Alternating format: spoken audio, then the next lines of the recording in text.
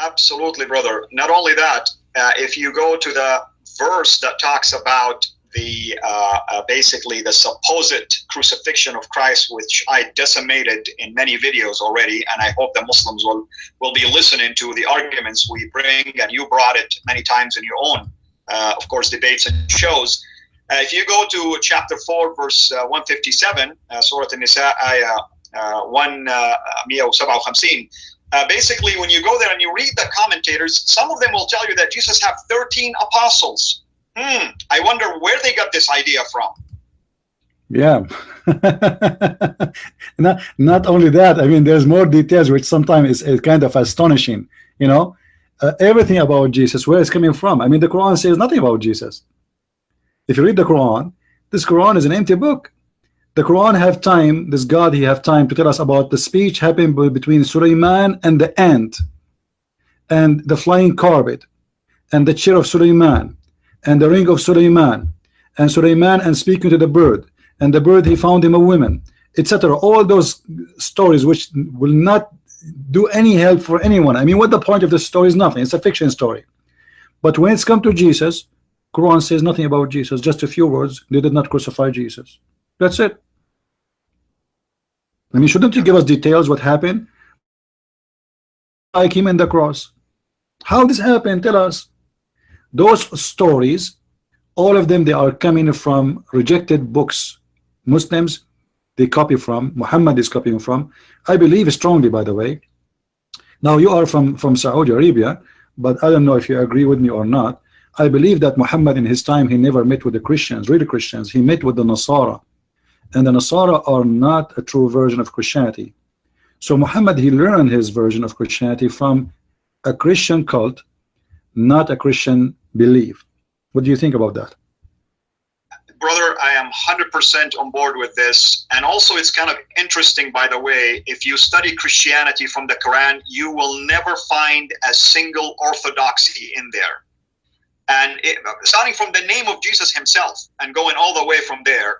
And it's kind of funny that you mentioned that, because one of my posts on Facebook, I asked, where is the word Christianity, Masihiyin? Where is it in the Quran? We don't have. Because that's how we are called. Right. Who are Nasara? I mean, it's kind of funny, but Muslims don't think about these things. They all just follow whatever they were said, they were fed, whatever the Imam, who, by the way, the Imam probably doesn't even speak Arabic in some places. Right. And they just blindly believe it. You know, once I was little chat. I have little chat with someone. He's a Muslim. I met him in Asia. He thought first because I'm an Arab, you know, right away when they see you're an Arab, they assume you're a Muslim, right? So he assumed that I'm a Muslim. So he started, you know, people are walking by, and he said, "Look at those filthy Christians. Look at them. Look how the women. Look at that the woman how she is wearing. Look. You know." I said, "Why you are looking?" His eyes is following, you know. I said, if they are bad, why you sit in this place where women who wear those clothes are walking by? He said, "No, I'm not looking really. I mean, what you can do, you close your eyes, women are walking by." I said, "There's a hadith about the Prophet. A woman, she walked by and he got excited. So he went to his wife and he slept with her. Do you do that?" He said, "There's no such a thing. It's a lie. How you as a Muslim, you say that to me?" I said to him, "First of all, who said to you I'm a Muslim? Second, let me show it to you." Anyway, after 10 minutes, the guy here ran away. But this is the hypocrisy of the Muslims. They place their sin on you. Even the hadith actually says that in the judgment day, Allah, he will take the sin of the Muslims and he will place it on the Christians.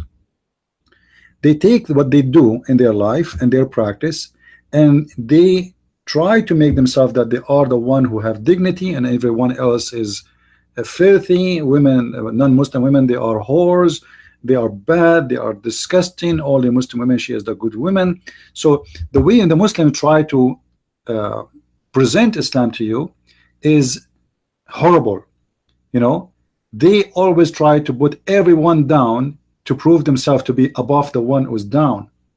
They don't try to present themselves that we are good and we believe everybody needs salvation. They don't speak this way.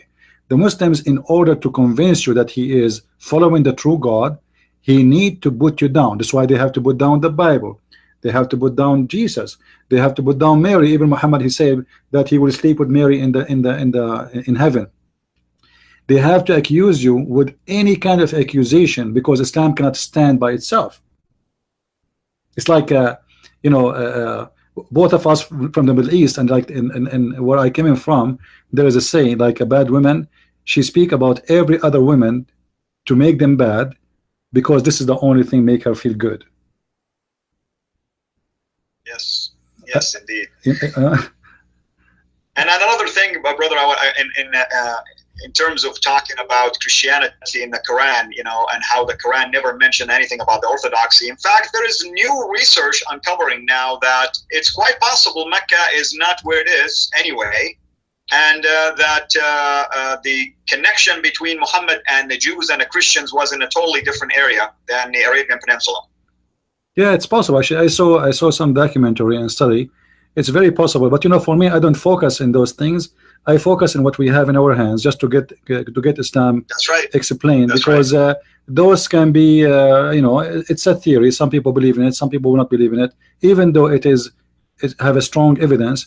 But I rather, you know, I prefer to focus in what we have in the hands to show the Muslims how crazy the Quran is. Like, you know, when the Muslims they claim that the Quran have science, you know, so I focus to show them that the Quran is not only not the book of science, it's the book of stupidity. You know, the Quran is the book of science. This is madness.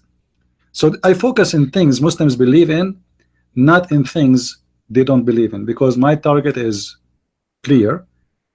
We have to show them why it is wrong. Now, if somebody else he can have, let us say, different direction, that would be good, because that will make,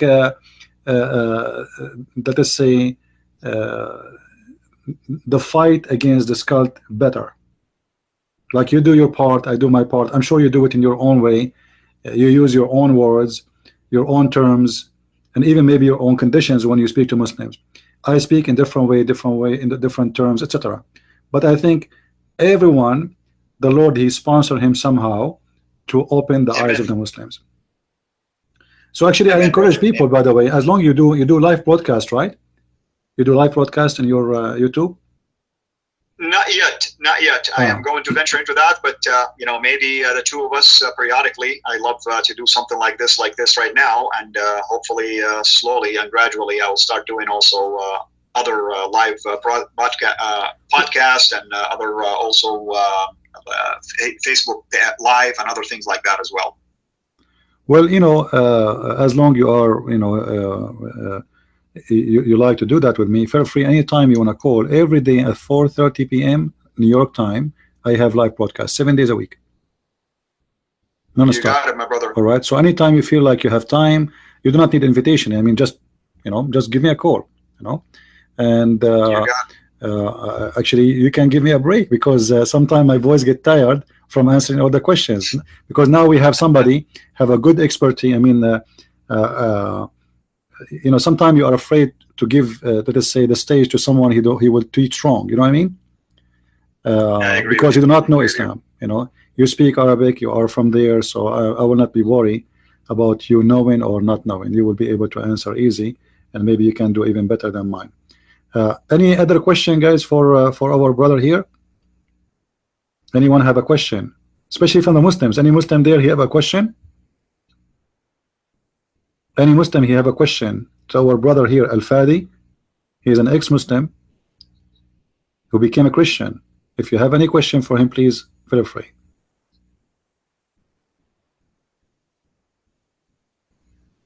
So it looks like Michael Solomon has a question. All right. Maybe you got it. All right. I don't know. What is the question, actually? Michael, can you pose the question again, please? Maybe we have to scroll back to see what was his question. Michael Solomon. Maybe he can post it again. Okay, so how come Paulus, as the third messenger of Jesus, be made a messenger by a messenger? Well, you are assuming that Jesus is just a messenger. You see, this is the problem with Islamic teaching. Now, I don't know if you're a Muslim or not. Your name doesn't indicate that to me. But you are assuming that Jesus is just a messenger. Why not look at the big picture? Jesus is more than just a messenger. He is the Word of God. He is God incarnate. He is the Son of God. He is a messenger from God. He's a prophet indeed.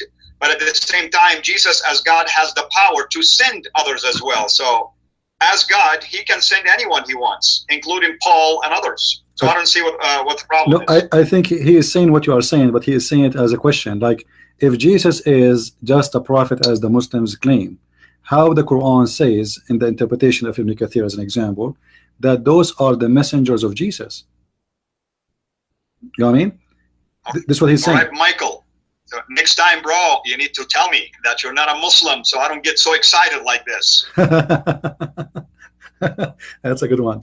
Yeah, because what he's saying, if Jesus is just a prophet, and then how the Muslims in their interpretation they accept to say that those three, which is mentioned in the Quran to be the messenger of God, they are the messenger of Jesus. Because if Jesus is a prophet cannot make someone prophet. He cannot make him a messenger. To be a messenger of God, you have to be hired by God. God sent messengers, not a prophet or a messenger or a man.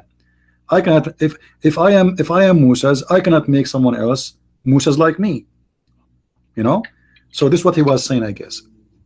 Absolutely. And also it's kind of funny. Thank you, Michael, for saying this. And if there are Muslims here, I saw Jizya and others, maybe they can help me understand if this is really the big deal about Jesus the messenger in their mind, sending messengers, then Muslims should avoid using John 15:26 to talk about the helper that Jesus will send, because thank you for confirming that Jesus is the God of Muhammad. Yeah, actually, even in that one, when they say that, you know, you see, always I feel sorry for the Muslims. You know, like once a Muslim, he sent me a video saying that Muhammad is found in Isaiah 29, I think. But that verse is speaking about the hypocrite who says it's sealed. We cannot read it. You know, they worship God by their lips, but not by their heart. How you say that this is about your prophet? Well, I agree. Obviously, it's about someone like your prophet. Those are the hypocrites who worship God by their lips, but they don't believe in him in their heart. And this is what always we say. The Muslims don't even read what they are talking about. You know? Absolutely. Context is very important. Yeah, they copy paste. You know, a Muslim who said that to you, they hear that and etc. But nobody asks himself, what if this guy is wrong? You know, I mean, how solid this statement is, and why the Muslims need to find the name of Muhammad in our Bible, and even the name of Muhammad is not Muhammad. The Quran itself give Muhammad many names. Which one of them? And the Quran says that Isa, he mentioned that a prophet will come after me. His name is Ahmad. All right. So why you Muslims find Muhammad if his name is Ahmad? You know? So thank you for the Quran, because Mirza Ghulam Ahmad took that seriously and started Ahmadiyya Islam. Right. Actually, this is a good point. Mirza Ghulam, you know, by the way, this Mirza Ghulam is very funny. I mean, I don't know if you study their books. It's the Ahmadiyyas are a very funny religion. Once the Christians, they came to Ahmad Mirza Ghulam, and they brought him like 40 disabled people in front of his house, and they said to him, well, if you are claiming to be the Messiah, well, do what the Messiah does. Okay, we have a blind, we have a person who cannot walk, we have, you know, name it. So what Ahmad Mirza Ghulam, he said, he closed the door and he said, I cannot do it. I cannot do it. That's it. That's interesting. Yeah, but yet he claimed to be the Messiah, and yet there is a human being, he believed in such a false man like this. And this is telling you that a human being, when he stay away from the true God, he is exposed to all kind of cults. You know, like it's like as if you are walking in the jungle and there's many beasts, and everybody want to take a bite of you. You know, Ahmadiyya want to take a bite. The Islamic religion have tons of sects, and you know better than me how much they hate each other, and everybody want to take a bite of each other too. And actually, this is enough to prove that Islam is a false religion, Because if Islam is coming from the true God, how Muhammad he say as an example that my religion will become 73 sect and one of them will go to heaven, and me if I convert to Islam, how I'm going to go to heaven? How I will know which sect is the one should I follow? What do you think, Al-Fadi? Roll the dice, brother. Roll the dice. Even if you play cards, you have better choice. I mean, better chance, right? If you play card, I don't play cards, but I mean, if you play cards, you will have a better chance from converting to Islam, because in Islam your choice is 1 to 73. 1 to 73. If you play card, your chance is 4 to 52. Actually, not 4, 8. I think they give 8 cards. I don't know. I played when I was like young, very teenage.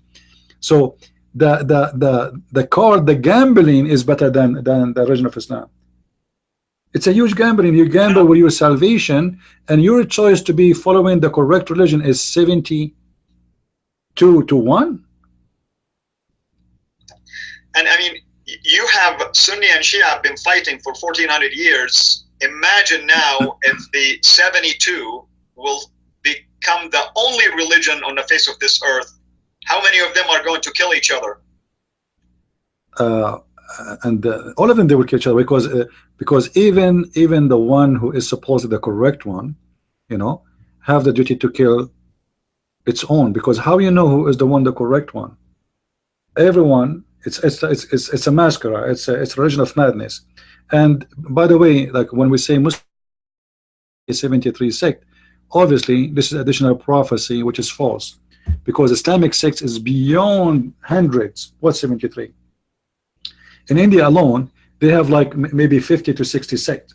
So what's 73 sects?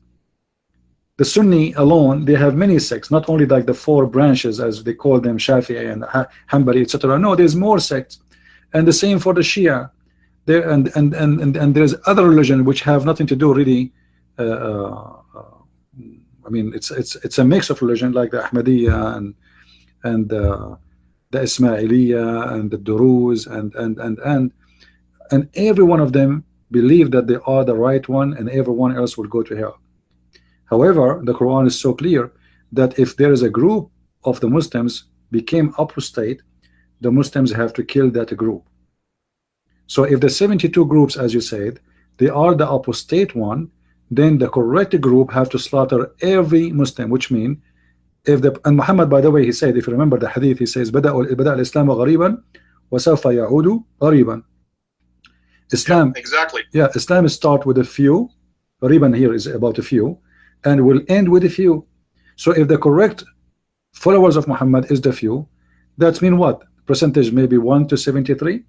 So from every 73 Muslims, only one person should survive, and the Muslim should kill the 72. And that is impossible, because there's no way the minority will be able to destroy the majority. Amen. Amen, brother. Yeah.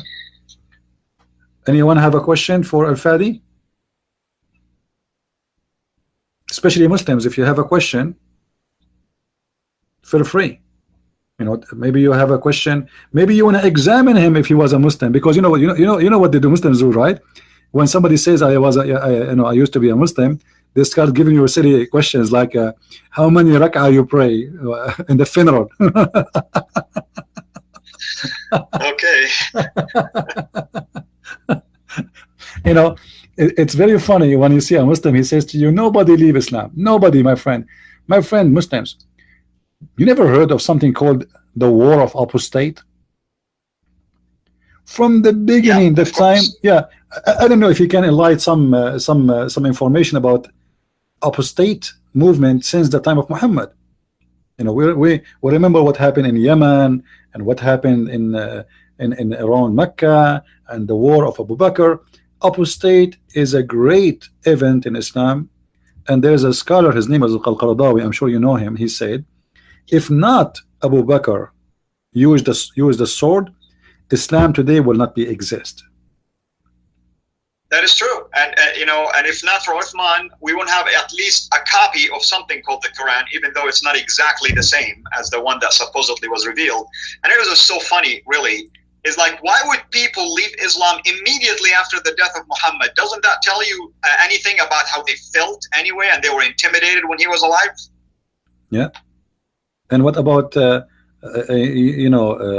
copy of Uthman itself? We don't have it. Who have a copy of Uthman? Nobody.